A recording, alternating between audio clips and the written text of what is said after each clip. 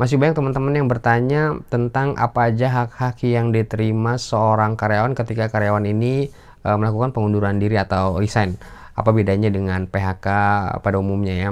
Jadi kalau PHK secara umum itu biasanya inisiatifnya berasal dari perusahaan ya. Dan karyawan berhak mendapatkan uang pesangon, uang penghargaan masa kerja, dan uang penggantian hak kalau di PHK oleh perusahaan. Sementara kalau pengunduran diri atau resign ini pemutusan hubungan kerja juga, PHK juga, tapi inisiatifnya berasal dari karyawan sendiri atau sukarela karyawan sendiri, dan karyawan berhak mendapatkan uang pisah dan uang penggantian hak.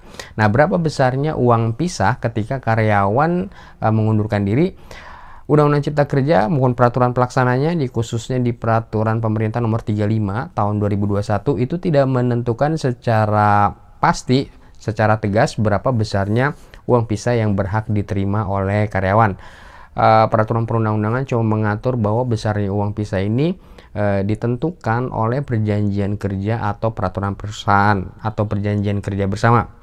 Nah, jadi kalau teman-teman mengundurkan diri atau resign, maka teman-teman berhak mendapatkan uang pisah yang besarnya silakan dicek kembali di peraturan perusahaannya atau di perjanjian kerjanya juga mungkin ada ya.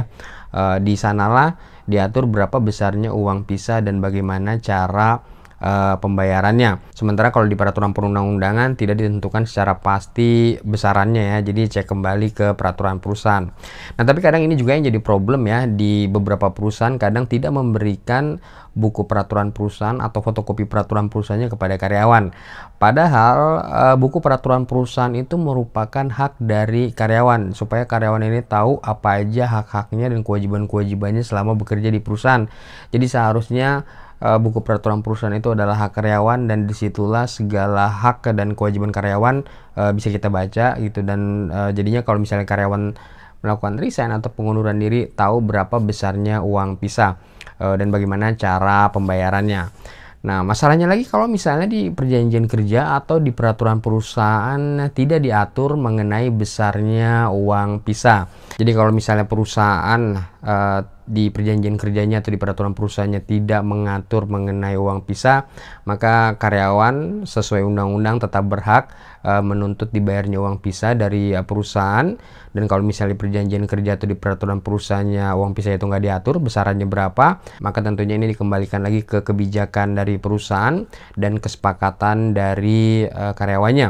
Jadi perlu ada kesepakatan kedua belah pihak ya, dari perusahaan dan dari karyawannya.